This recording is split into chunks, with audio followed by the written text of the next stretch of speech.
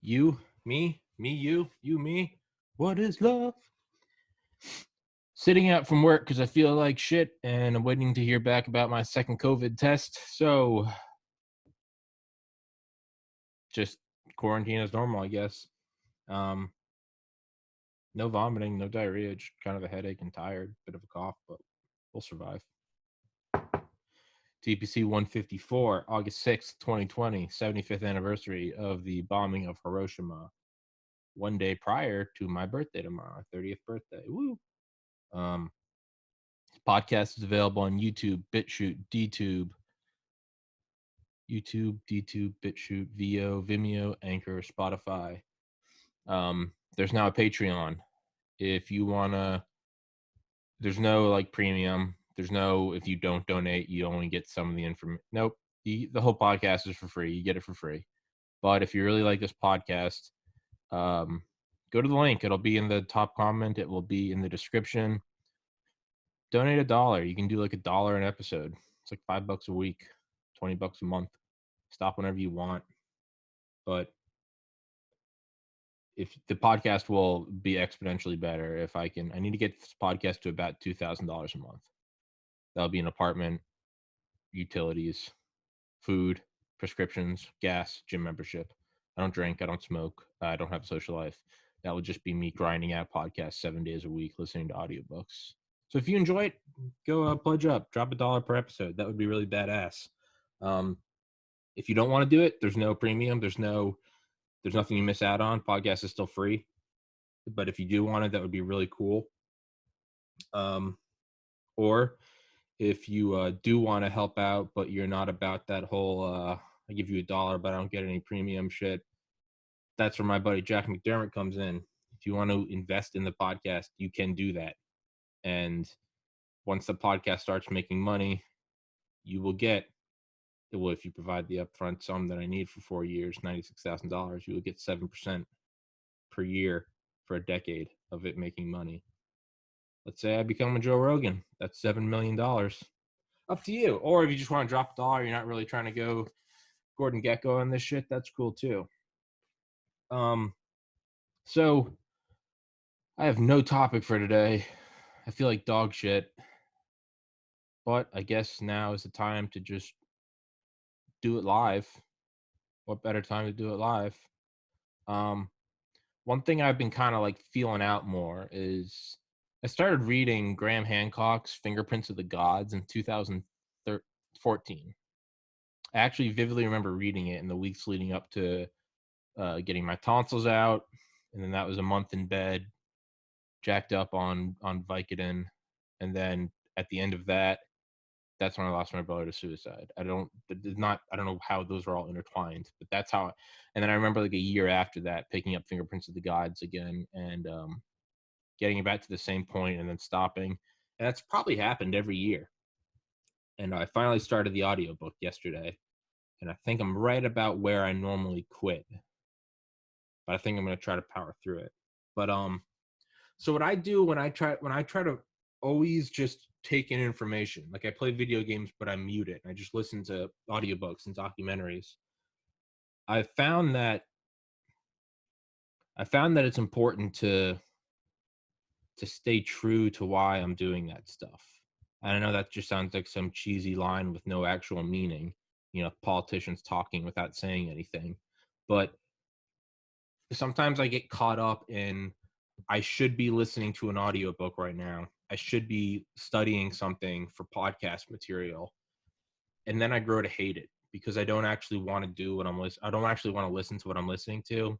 I'm listening to like a history of whatever, or like an example was like I felt like I needed to be listening to future stuff. And so I was listening to Michio Kaku's The Future of Humanity. It's a great book. I have not finished it. I picked it up again, but I still haven't finished it. And really badass stuff. Generation ships, nanobots, uploading consciousness, sustainable nuclear fusion, 0-point energy, quantum fluctuations, alien, blah, blah. It's really badass. Suspended animation. But that's just not what I'm feeling right now. I go through like, it's very hard to describe. It's almost like what I imagine. I was about to say it's like picking a lock on a safe. you know, because I've done that so many times. It's like the fucking Wild West. I got some mustache and I'm like Wario or something, Waluigi. Shout out crew. Um, I found that it's like you just got to get quiet and you can kind of, you're like turning the knob and you can kind of like feel what it is that interests you. And it's not always obvious, but you kind of just, or I don't know, it's like feeling a blanket and you're trying to, trying to find around, trying to find your cat and you feel its paw, but you got to just, where is it? And that's what you got to do. And what I'll do is I'll just sort of, and it sucks because it always feels so like restless when I can't, that weird existential void when you've finished a book and you don't know what to do after it because you're like, fuck, that's what I was doing. That's the thing. Now I'm stuck with my own thoughts. Instead, instead of addressing that internal problem, I just jump to the next thing, like most people do. And maybe that's they're stuck in the cycles of reincarnation. But I try to feel around, and sometimes I like to stay on the topic. Like often I went from like Raven Rock by Garrett M. Graff, all about nuclear bunkers. I went from that to like Command and Control by Eric M. Schlosser, who's also the author of Fast Food Nation. And I went from that to Dark Sun by Richard Rhodes about the creation of the hydrogen bomb. All kind of in the same vein. Super secret, massive explosions. It's in that same, I don't know if you could categorize them similarly, but to me, there's just like this similar vein. It's like bunkers, top secret shit, multi-megaton hydrogen bombs, covert ops, like scientists, research. Excuse me, my nose is running. Damn you, COVID. But but then it's almost like I hit it's like I hit the end of the road and all of a sudden I'll pick up another book, and this always happens. I get so excited, so I'll buy a bunch of audiobooks of the same topic, but then I'll get through a couple and I'm not really feeling them anymore. And but I figured I think that's a good thing to spend money on. I've never regretted buying a book. It's like because I'll just come back to it. I think it's a good thing to spend money on. But I'll get to the end of those threads, if you will, and then it just kind of poof, not interested in it anymore. But I'll find myself trying to listen to it because the mindset will slowly shift from like, I'm not thinking I should listen to this so that I have stuff to talk about on my podcast or so that I can feign intellect. I'm just listening to it because it's like, I can't get enough of it. Give me more, give me more, give me more. Right? It's like eating a brownie because it's just awesome. Versus you get to the point where you're so full, it's Thanksgiving or Christmas and you just, I can't eat anymore, but your mom baked all these different cookies and you don't want to turn it down because she spent a lot of time in the kitchen on them. So you're like, fuck it, I'll eat it. Like, that doesn't even apply to me. Like, I don't need a reason to eat. Let's say your mother-in-law cooked a meal and like you really don't like it, but like you love the girl and so you want to like be awesome in front of the mother-in-law. So you eat the meal anyway. If you were truly like hungry, you wouldn't have to think about it, but you're doing it for a purpose and that's fine. But for me, I'm the person I'm trying to impress. So if I'm listening to a book and I have to start thinking about, I should be listening to this, well, then I've run aground. That's no longer what I should be doing. Because if I have to think about, I should be listening to this, then it's not something that I'm truly interested in. Because if it's something I'm truly interested in, there's no, I should do this. I should eat this meal to impress my mother-in-law. It's just like you're hungry and there's a Big Mac. You're not like, well, I should eat this. You're just like, oh, fucking Big Mac. Um, but that's so that will happen. And when I'm in that spot of I should be listening, I do it less. I get stressed about it. It becomes a chore, and I'm more likely to just quit entirely. And oftentimes, and this is my weakness, so that's when I'll turn the audio on the video games. And that's a black hole. Because as soon as I go from like a muted video game listening to histories to all of a sudden like really good crisp audio and boom, boom, the basses, and you're watching the bullet and hit the target and there's explosion and shockwaves and dude, it sucks you in. And there's never a point where I'm bored of listening to a video game. So it's not like, I'll do this until I'm bored. That will go on indefinitely. I've tested that theory. That will go on for years. So I have to mute it and find the next thing. Right now, yeah, I'm kind of forcing myself to listen to Fingerprints of the Gods. And I don't think I want to. So um, instead of just not doing it, I like for there to be a cumulative effect to my days. Like I'll listen to music if I'm working out, but aside from that, like I don't know, maybe I'm like a Puritan, but I don't like if I listen to a song and I enjoy it, but at the end of the day, I don't get anything from that. I like going to bed knowing that I listened to a chapter of a book and that I know a little bit more about the world. I like depositing money in my bank account, even if it's 30 cents, because there's 30 more cents I like for there to be a cumulative effect.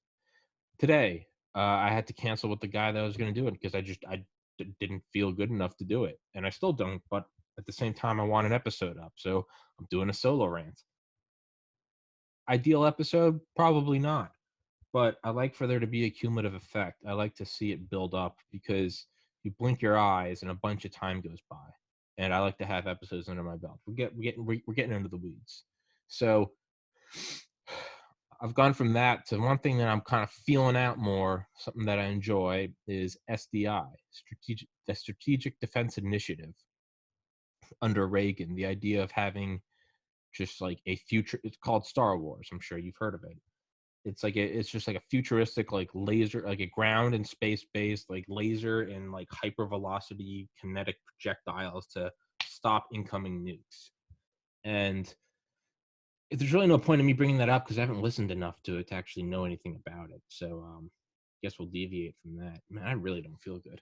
Um, but yeah, so the other thing, the cracking the safe vaults that I've been kind of getting closer to is and it's so another thing is I try not to get too serious with what I'm listening to. Like I love to listen to audiobooks. I love to have like reputable sources. I love to it's factual, peer reviewed, it's cleared. Um, but sometimes I gotta just again, you can't get too serious. So I try to dip my toes into like I like to wade off into the conspiratorial stuff. Now I don't go full blown like who's it? Corey Good. What's the other guy? The the guys with the huge heads.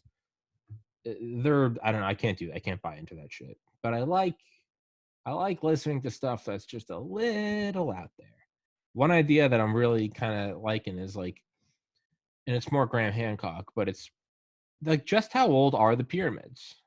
And I mean, I know nothing about this. I feel like I can talk with like some seriousness on like the Cold War or like biology, like relative, but I definitely don't know anything about this stuff. So if you're hoping for like a peer-reviewed, fact-based episode, you might just want to clock out now.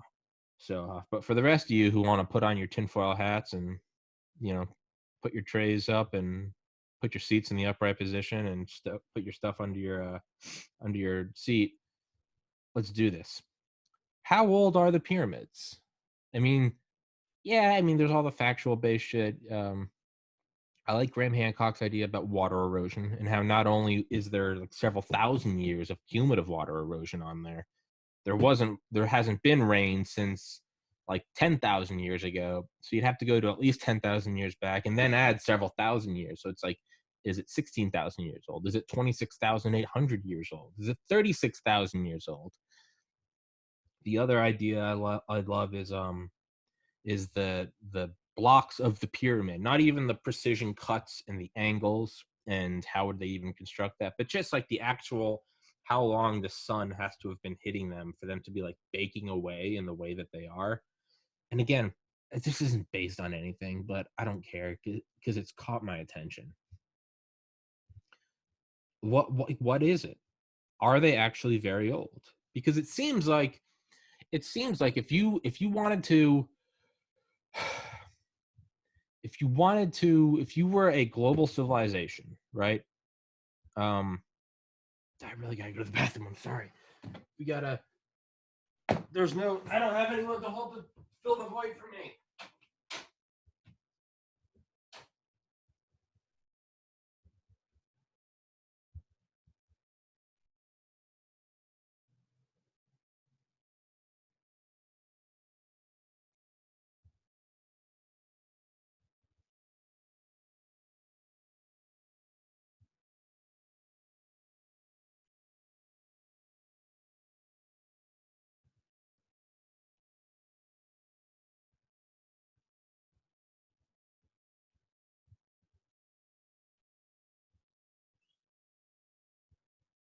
back. Sorry. But yeah, if you had a global civilization, right? And so, like, the thing that gets me with like Graham Hancock is describing him. There's a guy in like 1960 who's looking at these maps, and the map is from 1513 by a guy named Piri Rice. I have no idea how to say it. Piri, and his last name is Reis. Piri Rice. And he has a map, and it's an accurate depiction of Antarctica. But Antarctica was not discovered until the 1800s. And so that's weird enough. Why does this 1513 map have an accurate depiction of Antarctica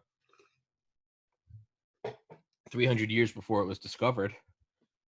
But not only that, so when they looked at it even deeper, they realized, oh, it's not just that he has a map 300 years prior to when this thing was discovered.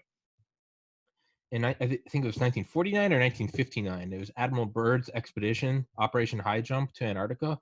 And I think it was in conjunction with the British, they used some sonar technique to like look through like the mile of ice and actually scan the ground, because there's Antarctica and there's how it looks from the air, but this thing's all ice. What is the actual terrain? What is like the hard earth? What does it look like with no ice?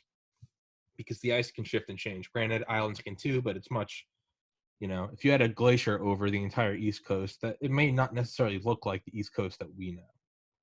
Like you might not have all the same like beaches and shit, right? It might not line it perfectly. So they do this like sonar thing, which was relatively new technology, I guess. And I think 49 or 59. In 1960, this guy is looking at this map and he's going, well, that's weird. Here's a 1513 map describing something that shouldn't have been known until, I don't know the exact date. We'll just call it 1813, 300 years before. But then they're looking at it and they're going, oh, wait, how does he have how can he see the actual lines, like the coast? Because that's weird, because that wasn't discovered until 1949, 59, whatever, we'll just call it 49. Okay, well, that's weird. Well, they clearly didn't have sonar tech. It'd be one thing if it was a map of Antarctica from 1513. That would just kind of, okay, maybe someone did reach it way before, 300 years before we thought they did. That's not that out of the box. Like, okay, sure, okay, didn't the Vikings get to North America before Christopher Columbus? Like, okay, shit gets fucked up. Shit gets a little, rewrite history. But it's not like world changing. It's like, oh, there was just someone there a little bit. Okay, sure, okay. But it's weird because they can see the coastline of when there was no ice. So now it's weird because did they have sonar technology in 1513? Well, it appears they did not. So is this map from a time when there was no ice in those areas? Well, that was 6,000 years ago.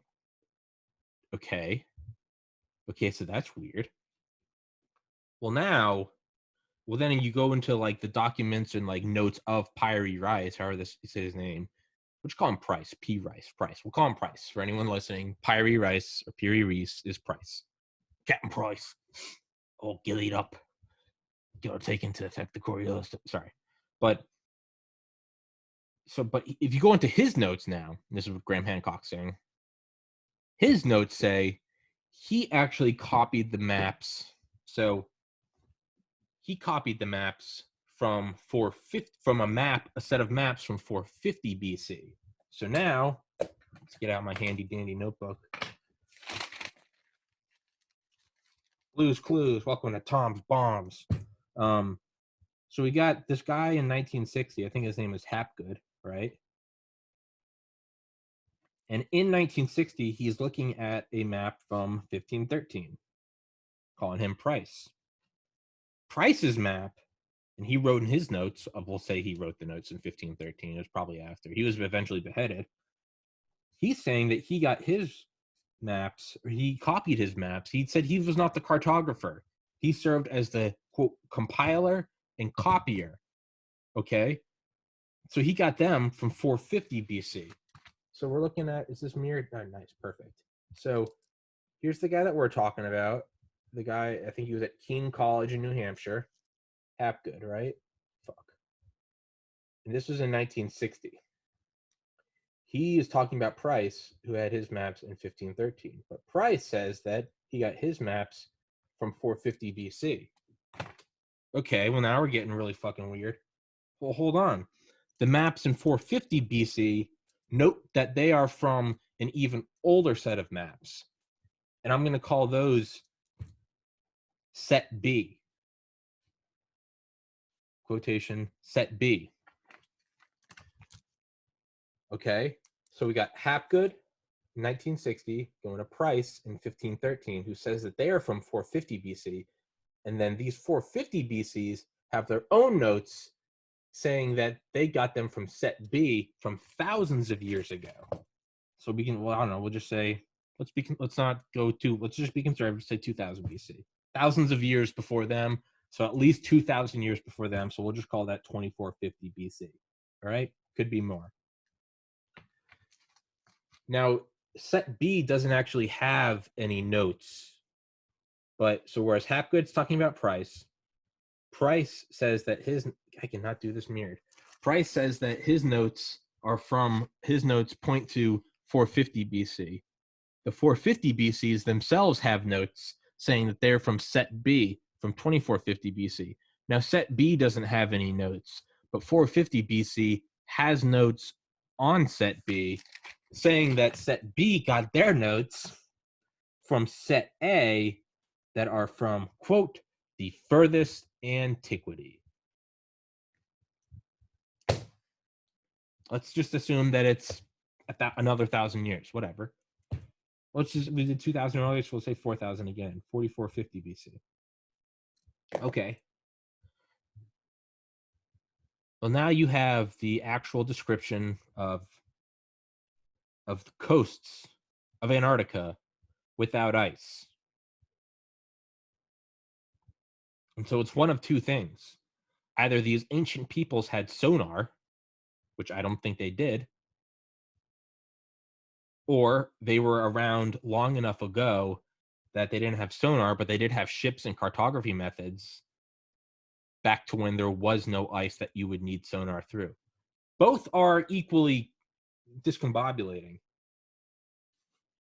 So a guy from the Air Force who had received this letter from the 1960s guy, Hapgood, said that there is no way to reconcile this, and it is indeed absurd. I don't know the exact quote, but it's at the very beginning of Fingerprints of the Gods. So it has utmost implications for human and geological history. Now, to bring more legitimacy into this, who else weighed on this but Albert Einstein? Albert Einstein said that he always was receiving mail from people who wanted their yet unpublished or unresearched ideas to be glanced at by him. I think that's probably the equivalent of like every stand-up comedian sending their set to Bill Burr, right? He's gonna get 10 million letters a day. He's probably not gonna look through most of them. The ones he does look through is probably like shit, fucking shit, gold digging holes, right? Or it's like every shitting on myself. Hey, invest in my podcast. It's like everyone pitching their thing to Bill Gates or Warren Buffett, right? Hey, you ever seen those comments when like Jeff Bezos will make an Instagram post? There are people always like, Mr. Bezos, sir, if you could just give me $1,000, that would. And it's like, dog, he's not responding to that. Yet here I am trying to pitch my podcast to people. So fuck me. But people used to send their shit to Albert Einstein and be like, hey, can you look at this? And I think Albert Einstein's quote is, it goes without saying the vast majority of these have no validity or no potential validity, and they hold no weight in the scientific community. So, like, just getting bitch slapped by Einstein. The equivalent of, you're not even getting ghosted, you're getting seen. And that's what Einstein's doing to these people. However, except for the price map from Charles Hapgood, Einstein said that was the most exciting one, and it electrified him in that it had implications for human history as we know it. So what is going on? What the fuck is going on? Like, that That is exciting. That anyone can talk about UFOs. When the Pentagon acknowledges that there may be materials not from this Earth, that's when your jimmies get ruffled, right? Ruffled. Who cares? Chips, sponsored by Lay's. But if the coastline is being shown on this map from the furthest antiquity, and even if it's not, scratch out set B and set A. Hell, even scratch out 450 BC. Just go to 1513, a thing that we know is true. Because 1513 said he copied it from 450 BC, but I haven't got far enough to know if there's actual evidence of that. But let's just say that's all hogwash or rubberbush. Let's say it is 1513, because that is a map that we know exists. It's in the Library of Congress. That's why this isn't some like, well, I heard, my grandpa said that these aliens. No, it is a map in the Library of Congress that Charles Hapgood was looking at during the winter recess of 1960. So he was just pouring over these things. Love the imagery. I just imagine like a candle or some lantern or some shit, right? Just looking at, oh my God. But like, but actually, I'm going to fucking keep listening to Fingerprints of the Gods today. I'm getting jacked up. Hell yeah. Thanks, Tommy, for getting me excited. What is going on? Like, that is, but how can that just be ignored? It's, we all go, yeah. Half of us will go, nah, it's bullshit. I think we have the world figured out. Okay. And the other half will go, yeah, that is crazy. Got work tomorrow, man. And hey, I get it. But at some point, do you not just kind of have to stare at it and go, whoa. Because at first glance, it does kind of serve as almost like a luxury. You have the luxury to delve into like hyper ancient structures, maybe because you don't have a 5-month-old to feed and you don't need gas and that your transmission's fine and you're not sick or whatever. It's right. It's you have the luxury to delve into that. I get that. But I like to go into it and think, well, what are there more implications that, let's just say it was 300. Let's say there was no ice on Antarctica and it was discovered in 1513. That's not like that, sure, you're going to switch a date in a textbook and that way you can price gouge the college students, right? Okay, sure. But if it's something as monumental as this, well, that does. No, you're right. It doesn't really affect. I don't know who I'm talking to. You're right. It doesn't really affect. This podcast is just a video journal of my descent into insanity. It doesn't change your everyday life. You're right. I mean, you still got shit to do. Tom Brady still left the Patriots, asshole. But if it goes back super far, you then have to start thinking, how advanced was this society? Right? That they had all of this shit mapped this far back. And from right here, now I am just making note of it, 28 minutes, 53 seconds. Now I am going into my own speculation. But if they get the maps from furthest antiquity, which I'm going to say is 4450 BC, let's just call it an even 5000 BC. 5000 BC. If those maps are from furthest antiquity, and this is pure speculation, so buckle up, bitches. But I'm not thinking that that's like furthest antiquity, that's like a globe or like an LED screen. I'm thinking like some Mad Max world where it's like, this is one thing they have left. And it's, it's a drawing of a map or something, right? Or it's like the last like pieces of like a laminated map from some equivalent of the Pentagon. And it's been kept in some, almost like a Dead Sea Scrolls type thing. Like, what is it? To me, that just means that it's that much farther back. Like the furthest antiquity map could itself be just this like shitty last remnant. Like, if someone were to somehow look back in time at 2020 and be like, did you know they had maps from furthest antiquity? We'll just say, I don't know, like a map of the old world. We'll just, whatever. That doesn't just mean that you would point to 2020 and be like, oh, that was the beginning. No, we had something from way back. Does that make sense? So it's not that, it's that they have something from way, way back before 2020.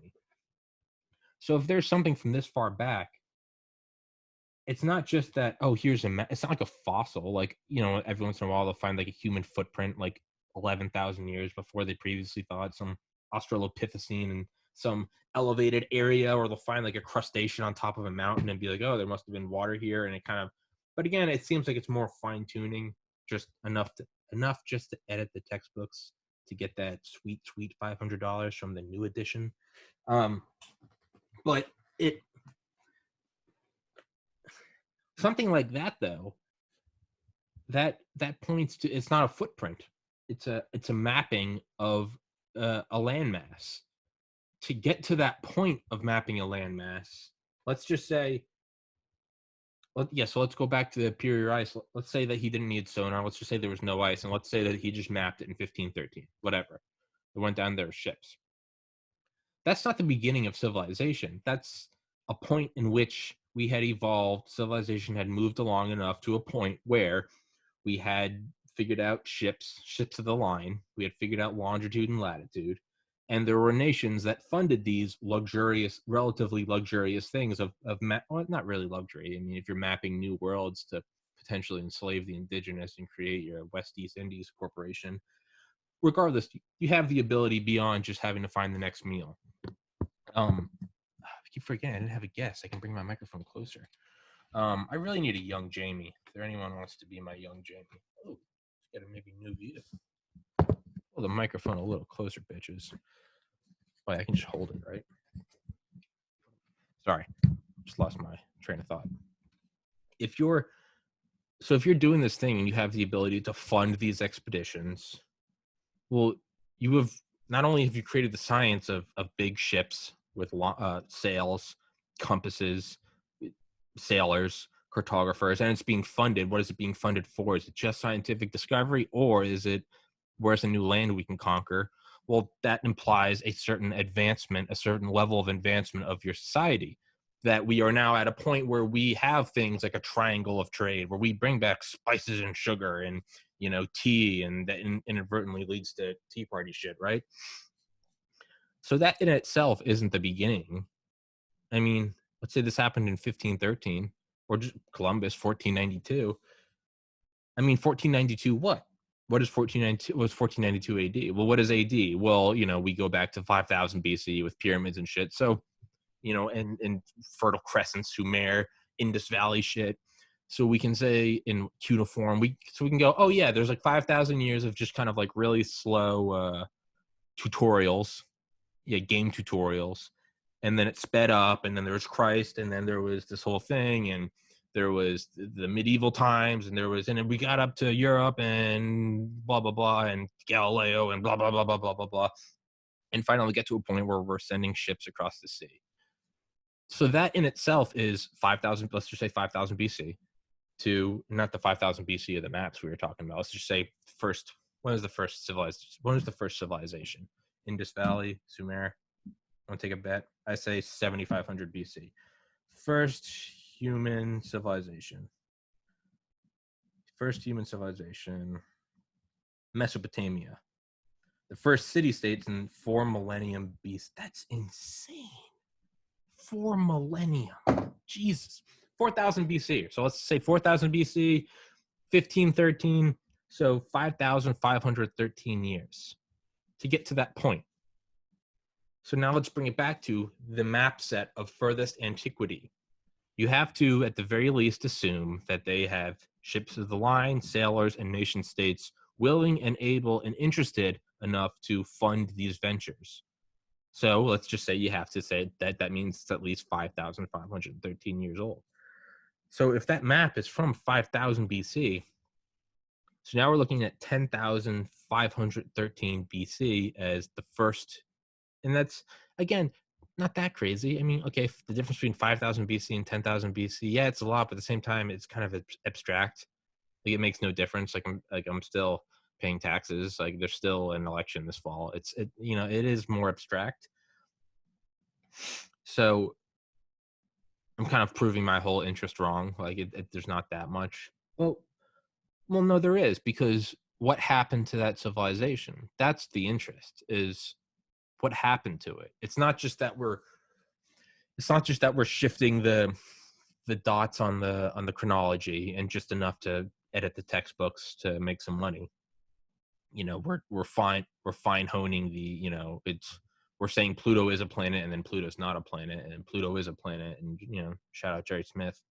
Is it What that means though is that we got to that point and then seemingly went back to 5,000, and then seemingly went back to nothingness, and we got to the first nation states, Sumer, whatever, right? So something happened that made that area, that civilization that was seemingly at 1513 technology, so 500 years from today, so not that far, I mean relatively not that far, right? You got boats, you got spices, you got writing, you got math, you got the Renaissance, you fucking painting shit in the Sistine Chapel, like relatively modern. I mean, still like barbaric, but at the same time, like definitely not knuckle dragging and just like beating shit with rocks, like producing complex shit, like mapping the stars, like relatively complex. Well, something had to have happened that kicked that bitch back to the Stone Age. And I mean, that's where Randall Carlson comes in, saying that there had to have been an asteroid strike impact at, I think, what is it? He said North Pole or South Pole, instantly liquefied the ice caps and just flood the world. And then that's where, that kind of gets weird, because what's the one similar thing all the ancient religions have? The story of the Great Flood. I don't know. It starts to get a little hairy. But so what makes it interesting to me, and this is my favorite part, is is the idea that, like, it wasn't just that there are these old structures that point to, hey, we've been here before, we got here before, but rather it seems like they're almost trying to, like, send us a message, right? It'd be like, I don't know. It'd be like, what's an example? It'd be like if I had, like, I'm a king and I had a painting done of me in 700 AD, but I don't know, and I did like the blood sign or the crypts, or I, you know, dabbed. It would be like, well, how does he know about dabbing, right? No, that's still a bad example. It would be like, it'd be like if, I can't think of an example. But it's not just that we found existence. Rather, it, what am I looking for? They seem to have it wasn't just like they built like a fucking thing and here's it, and they're okay, now we know there had to have been humans this long ago. They did shit in such a way that it seems like, the precision in which the rocks are lined up, the rocks that they used, these precision cuts in granite. It's not engraving, but embossing, where you shave away everything else except the thing extending. They're using these weird techniques, these weird geometrical techniques, and lifting these massive stones in a way that it's hiding in plain sight. At first, it's just like, hey, there's an old pyramid. But you look at it more and it's like, oh, this is set up in a way that, like, you can't do with, like, caveman science. And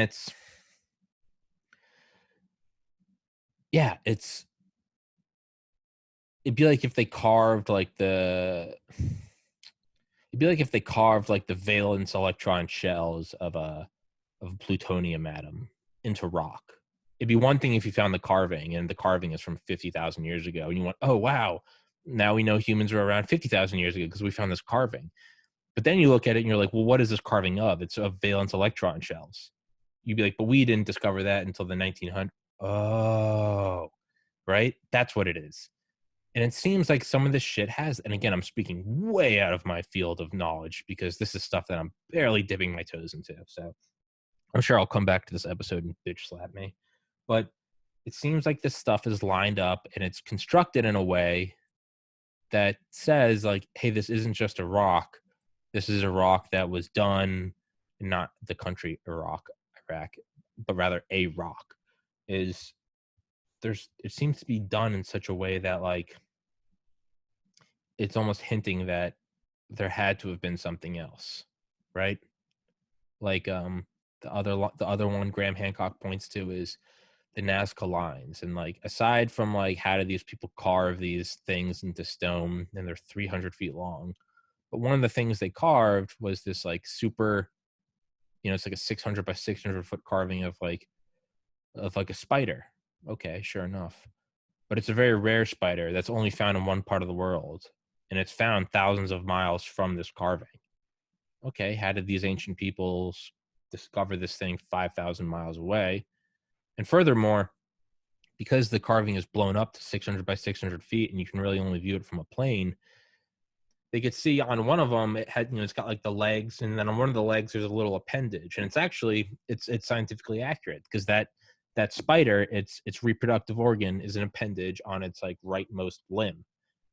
But you can only view that shit with a microscope, like a super powerful microscope. Not even like, oh, I just squint one eye. Like, no, like you need advanced scientific instruments to do this. So it's one thing to look at how did they carve this and where is this carving? Is it from 10,000 years ago? Is there water erosion that points to it being 20,000 years ago? But it's not even a carving. It's a carving of something that the knowledge of which requires a technology that itself takes several thousand years to get to, right? So yeah, it'd be one thing if you found writing from 10,000 years ago, like, okay, humans are old, but then you found the writing is the description of how to build a motherboard for an Xbox One. It'd be like, okay, well, these aren't just drawings of like elk and bison. This is a complex schematic for a silicon motherboard. So all of a sudden it pushes it back further. So but then the question begs, was it an advanced society? Who knows? Maybe as advanced as ours. I think you'd find like satellites, right? Maybe it wasn't. Let's say it got to like 1900. So they don't have any space debris. And then it was wiped out by whatever reason. I'm not pointing, to me, that's not really important what wiped it out. Well, I mean, it is, but it's not. Was it a nuke? Was it an asteroid impact? Was it greenhouse gases? A pandemic? Who knows? But rather, let's say we created the society and we have these skyscrapers with aluminum and steel and glass, and we feel pretty advanced. We have airports and satellites. But if we wanted to leave some shit that would always be here, regardless of thermonuclear exchange, regardless of a pandemic, regardless of an asteroid impact, what would it be? What would be the ultimate Tom was here written in wet cement? It wouldn't be a glass building. It wouldn't be a painting. It wouldn't be written language. Certainly wouldn't be anything online. That would all be just gone. What would it be? It would be something made out of rock, and not something super intricate that's going to get destroyed. I don't know. Maybe something just like a pyramid, right? Or just any obelisk or any carving in a cave. Just something that's like really there's no maintenance on it. It's a very low maintenance girlfriend. It's just, that shit's just going to be there for 50,000 years, right? I mean, it's going to survive the shifting of glaciers. It's going to survive extreme weather, solar flares, nuclear exchanges, CO2 levels rising.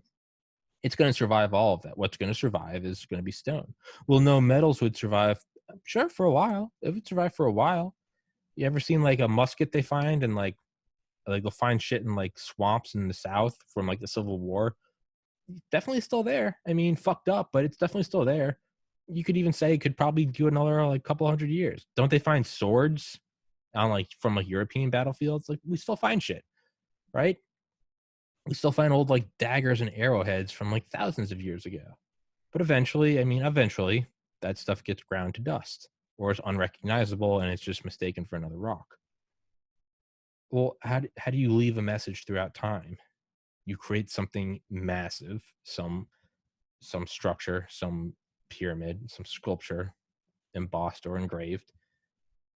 And then not only that, you would leave it in a way that alludes to a knowledge that would have to have that the creators would have to have. It'd be one thing to leave a pyramid so that people can find it in 20,000 years and go, hey, there was a civilization before here in Manhattan. It'd be another thing if, as they sort of uncovered it and their society progressed, they would find, maybe they'd look at it with a microscope and they'd see like nano etching. Be like, well, You can only do that with like an app, with like the company Apple or some defense contractor. Why is there laser etching in this? And it points to like, hey, like this is much older than that. It's like the ultimate letter leaving in a book, right? I used to do that in college because I'm a fucking loser. I'd like write like random letters and just leave them in old encyclopedias. I put the date on them. Maybe someone finds it in 50 years. We're going way off into the weeds. Let's wrap this bitch up. Yeah, let's fingers crossed I don't have COVID. And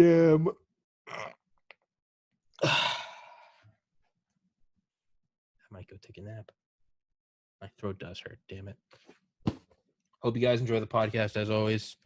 And Patreon, that'd be baller. And see you guys on the next episode. Jesus, I can't even talk.